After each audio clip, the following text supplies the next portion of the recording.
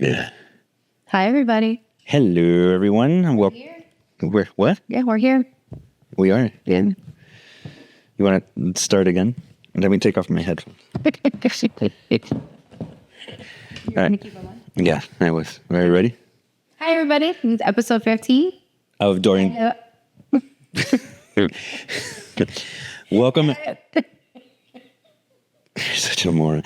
Welcome to episode 15 of Dorian Destination Podcast. I am Franco. I'm Shannon. And we are your immature travel advisors, friendly neighborhood immature travel advisors. Remember, we are travel advisors, not travel influencers. So whatever you hear today, we can help you with in your own travels. So keep us in mind for your next trip. What do we got today, babe? Oh my gosh. So we have some travel fact or fiction. That's true. Some little bit of travel tips. Of course. And then this one I'm not really I don't know how I feel about it, but I'm excited. It's hotels in trains and airports, right? It's hotels and train stations, but these are luxury hotels. Okay, so sure, what's so luxury about this, but okay. Well, it's interesting. It's interesting, and they're actually saying that Colorado has become the Switzerland of the Americas. So you don't want to fly across the pond. You could see that, and it's half the price. So yeah, Colorado is a little expensive. Yeah, it is. Oh, but you know what? Switzerland by far. Yeah, Switzerland is it's a little intense in terms of budget, but let's get cracking. Let's go. All right. Let's go. Okay, so our first segment, which is fact or fiction. Are you ready for this? Yeah. Okay, fact or fiction. Venice tourists outnumber locals 23-1. 100%. 100% what? Fact or 100% fiction? You're absolutely correct. Yeah. To the point where they do it during the summer. I know for sure last summer, I don't know, they should do it all year, to be honest now. But to even enter Venice, you need to pay a $5 euro. So you have to pay online before you head. I don't know how much that's the deterrent, though. I know nobody's really checking. There's nobody asking for your thing. However, if you are there, and if you know anything about Venice, it's built and it is sinking because of the way that it is built. So I'm sure anything overload of tourism can help, the infrastructure. Yeah. They can bring it in there. If you're staying at a hotel, they charge you. They don't charge you that fee. It's in your hotel price, just so you know. Yeah, but I still don't think that's going to deter people from going. No, I don't think so. But and just so you know, that payment is only from I think 8 in the morning to 4 p.m. Really? Yeah, it's not you go out after 4 p.m. Yeah, because all the cruise ships and all the people come and they go for the day and then they leave. So you know how it is at Venice at night. Yeah. It's quieter. Yeah, I think they need to do something stronger for that over tourism. Because that's what's happening all over Europe now. Is the over tourism is getting out of hand, and a lot of people are the locals are getting upset. So or maybe do I'm just throwing this out there. Getting a permit where only a certain amount of people can visit at a certain time or something. Yeah, they have to do something a little bit more than €5. I would totally pay for that. I would. I don't care how touristy it is. It's the most beautiful place in the world. Yeah. So I would do anything to save that. It is, but it's still overpopulated. All right, you ready for the next one? Yeah. Okay, here we go. No, you can't look at it. Okay, fact or fiction? Harbin, China builds a full ice city every winter. I know. I can see them do that. I can totally see it happening. I don't know if it's true, but I think it's true. I think it's true. You're right. It is. It's a fact. It's a fact. So they have an ice festival that features full-size buildings, palaces, and sculptures made out of ice from the Song Huai River. I think that's really interesting. Yeah, it's they have a lot of. They could build anything in a week. It's incredible, the ingenuity there. They actually built, I think, like an underground subway system in 30 days or something like that. Yeah. Maybe not 30 days. I'm exaggerating, but they did it. They did it in record time. That's what I'm saying. They're just. It's very populated there, so I'm sure they had a lot of hands-on deck. True. That's true. That's like the pyramids in Giza. I'm sure everybody had hands on. All hands. There's no TV. Exactly. They had nothing to scroll up or down on, but yeah. So it's easier. All right. So fact or fiction, next one. You ready? Yeah. Am I asking you or you're asking? No, I'm asking you. Thailand's Songkran Festival is the world's largest water fight. Fight? Water fight. Like water fight. Like people, Like people fighting with water. Like water guns and... like, do they do like chicken? I don't know what that means. No, you like in the pool. I don't think, like, yes, I'm sure in some resort they do that, but I mean, overall in the population, in the streets, they have like a water fight. I don't know. I think it's so random that it's true. It's very true. Do you remember the episode in White Lotus where the girls were walking around and then they were getting, Oh my God, yes, you got it right in the face. yes, well, that's real. Okay. Like that's not that wasn't like a nightmarish situation. It was actually happening. So that's crazy. That's crazy that they do that every year. It's basically they celebrate it each April, which marks the Thai New Year with nationwide water fights. I love that. So that's how they bring in the New Year Oh, to Thailand and have water fights. yeah. Okay, well, I mean, we can. I love it. Okay, so that's segment 1, fact or fiction. Yay! That was pretty quick. The next. Yes, please. All right. Today's your day. All right, go. Okay, so I think this is a really important one for those who like to travel with glass, particularly perfume and wine bottles. So it says that a good travel tip is to do diapers, to use baby diapers and to wrap them up for extra padding. I like that. I know what I've done in the past is just take my clothes, And just double wrap them in there. not even just wrap with my clothes. Yeah, If I had boots, I would put it in there, that's not bad. Now Amazon sells like you can like padded Stuff for the wine bottles. just so you know. And do they allow the wine bottles? Only in your suitcase, and really there's supposed to be a limit, but only in your suitcase that is checked in, nothing overhead because you can't bring. Yeah, you can't bring more than like 3 ounces, right? Yeah. You used to be able to like go on the plane with like a case of wine and stuff like that. I wish. When I used to travel home from Europe in 1996. Eesh. You see, the world was much simpler back then. I wish.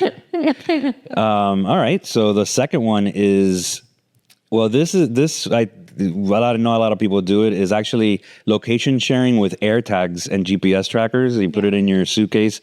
So in that way, where it is. And then if you lose it, you can find it with that tracker. But I think you have that on people too. Yes. Like kids. They sell for kids the shoes where you could put the air tag.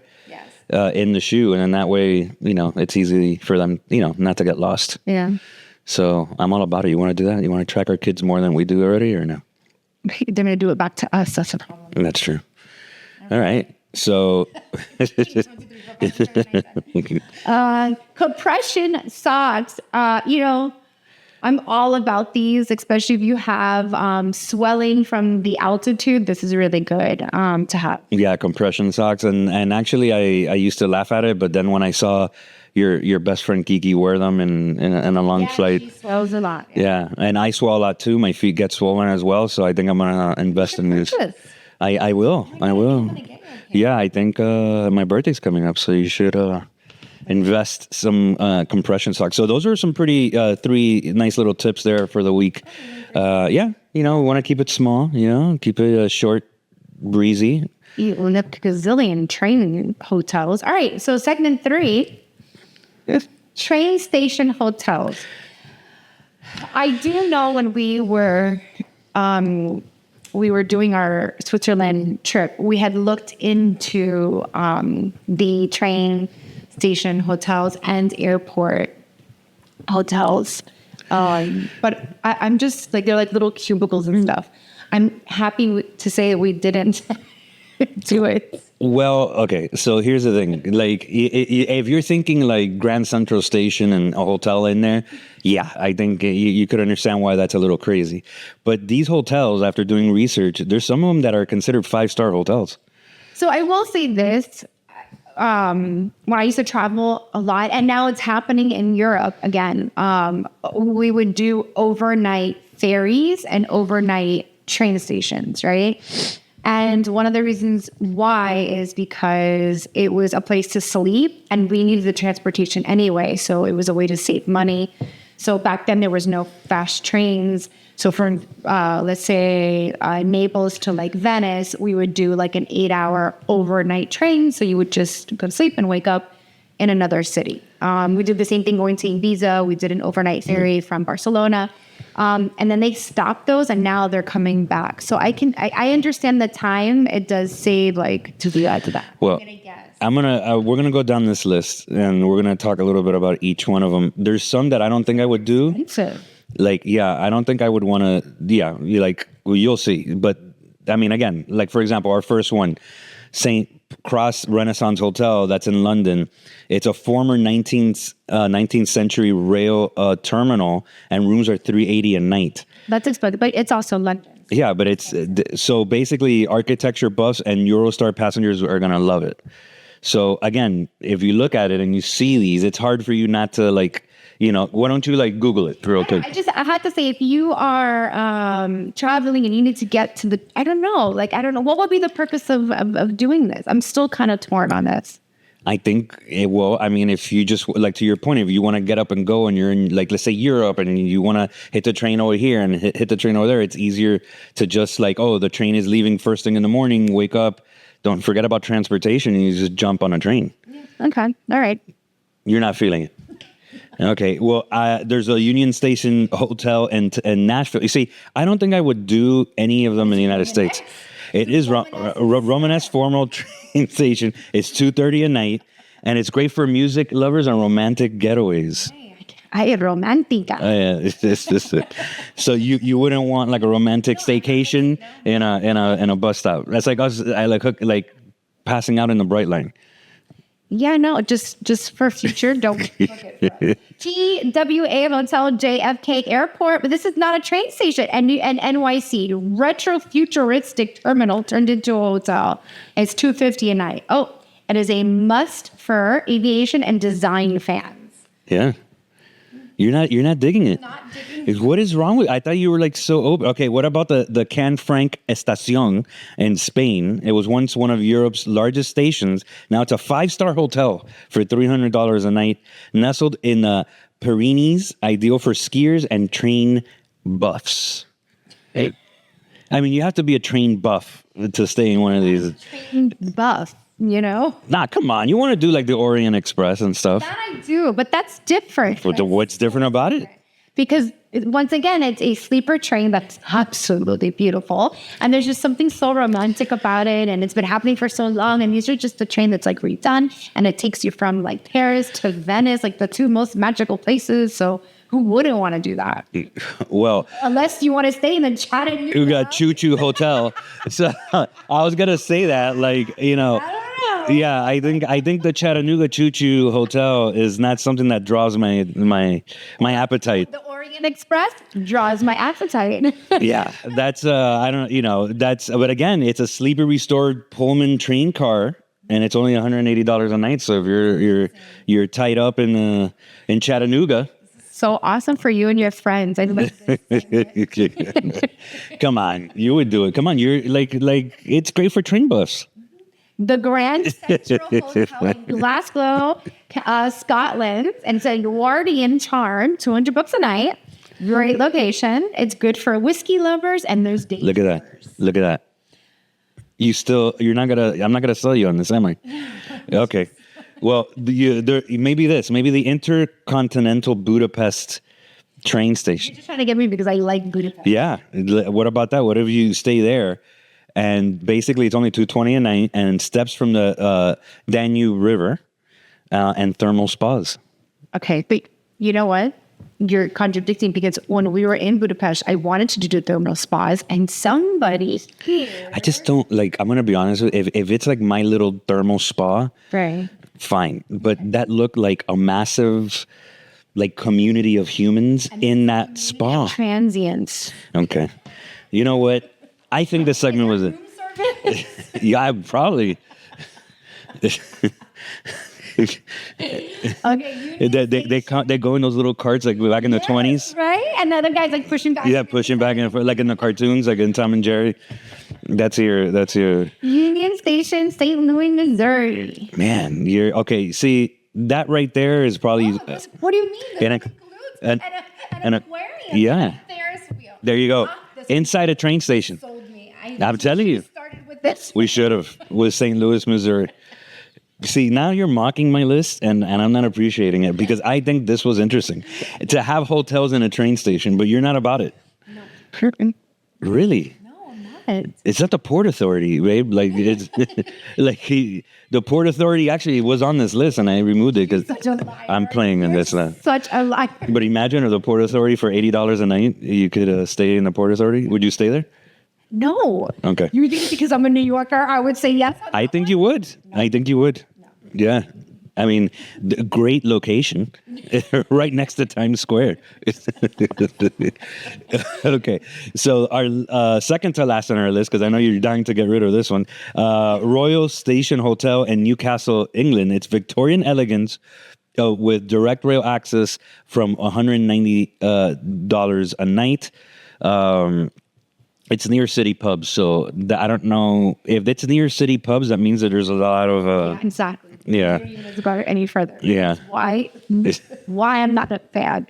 And then we have the last one, the Crawford Hotel. It's a Denver Union Station.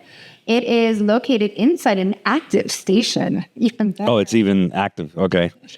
Yeah, but you know what? It has local boutiques and restaurants within the station, so that helps.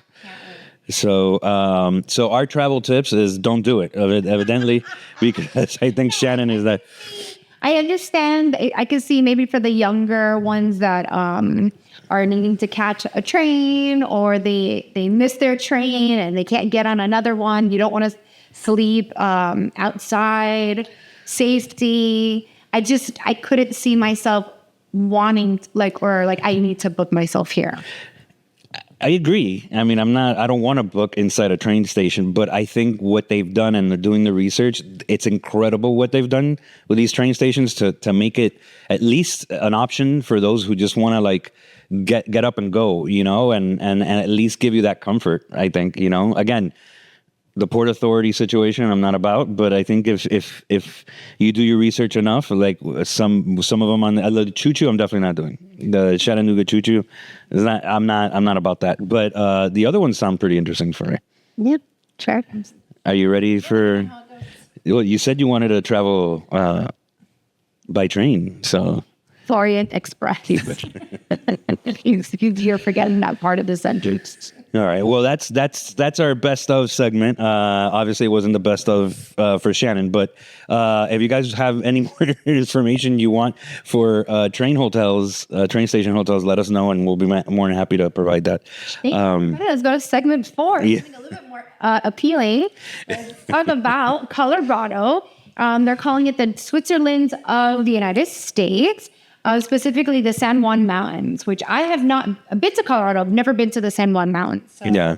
I mean, being in pieces of Colorado, I could tell you that I think just that whole area of the United States is something that really kind of blows anyone away. It kind of shows you really what we say God's country in the States it is. And that's the same feeling I had when we were in Switzerland, right? It's just that natural beauty that just overwhelms you. Yeah. I could see why. Like it's the Rockies are impressive.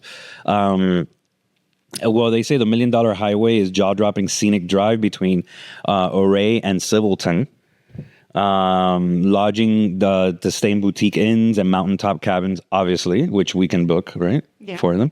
And basically ice climbing in winter, alpine lake kayaking in the summer. So it's all year round that you could do things. You have it there. Don't. Do you have your notes? Okay. You got it? You skipped ahead. I did. I've been bouncing back and forth. But what do you think? Do you think like if you had if you had a client that comes to you and says, "Listen, I want nature, I want mountains, I want," you know, what do you do? Because like you said, Colorado's not cheap, but it's not Switzerland. Like, what do you recommend for a family that says that they want that sort of like vacation? Which one would you pick, like Colorado or Switzerland? I mean, it also depends on the budget too, right? I mean, we're talking about plane tickets versus, going to Colorado, we're looking at around $500, $700. You're going to Europe, you're looking at $1,500. And usually families travel in the summer, and that's when the train tickets are more expensive. You're not going to want to go here in the winter because it's not going to be dangerous. And chances are a lot of these hiking and trails are not going to be open because it's not. Yeah, but there's a lot of good skiing, though. There is a lot of good skiing, but this is talking about hiking and all sorts of stuff. That's not going open roads and off-roading tours. Those are not going to be available to you in the winter time. Actually, even through March, we were in Colorado in March in a severe snowstorm, and we were in a snowmobile that was still a little bit of scary to even get around, so I wouldn't want to. It was a blizzard. We were in a blizzard.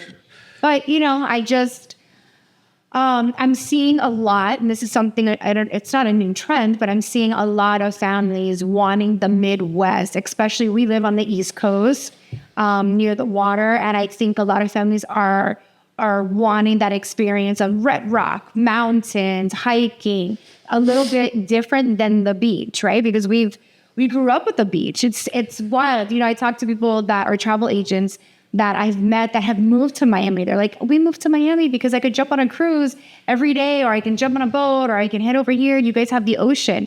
And it's like, we want or look for the mountains. Yeah. So a lot of my clients are like, I want the Midwest. I did 2 Midwest trips just this past week that they just came home. And all of them were earning for that. Hiking, trailing, getting in a car and going through those mountains. Idaho's another one, a very inexpensive. We should do a segment on Idaho. A very inexpensive, off the beaten path, typical place, and it's close to Wyoming, so you get to go to Yellowstone. And so those are just, I think knowing the clientele who I usually do with is looking for that, and I think that it's better on your pocket, especially if you have young children. Yeah. Yeah, and I agree. I agree with that. I think if you want to see more, and I'll tell you why, the geography of that area, like let's say Colorado, you're not too far from desert. You're not too far from, plains. You're not too far from mountains. I feel that, even Switzerland is gorgeous, and I love Switzerland, amazing, and I want to go again. But there is just like that, the Alps, the Swiss Alps. And there's just like, it's a little bit more of the same throughout versus like if you go to Colorado, you could go to a different. Like you're talking about like different. Like different states that you could see. Right, like you're talking about like the desert. Exactly. So you have exactly. So you have that diversity of like seeing the United States, and beauty. In a diverse way, I mean, we were in Utah, and you could see far out in the mountains, there's like snow-capped mountains. Yeah. Looking at Red Rock Desert. I mean, that blew my mind. Yeah. It was. Utah is one of the most beautiful places ever. Yeah. I've ever seen. It was amazing. So those are. I think we do have that very diverse land.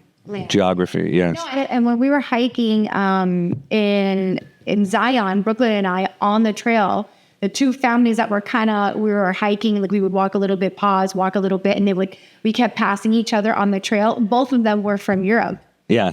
Which is really funny. They keep all the way, I always think we always leave to go somewhere else, but they were here visiting our beautiful Midwest. Yeah. Well, the United States Midwest is amazing. It's definitely a must do. So that's it. That's pretty much it was a quick little episode, episode 15. I hope you guys enjoyed it. If you guys have any questions or you guys have any recommendations on topics, please hit us up, subscribe, like, comment, and send us your feedback. We'll appreciate it. Yeah. All right. We're good. Everybody. Thank you. Ciao, bacalao. We're not drinking, right? The next one we're. Yeah, I'm going to drink the next one.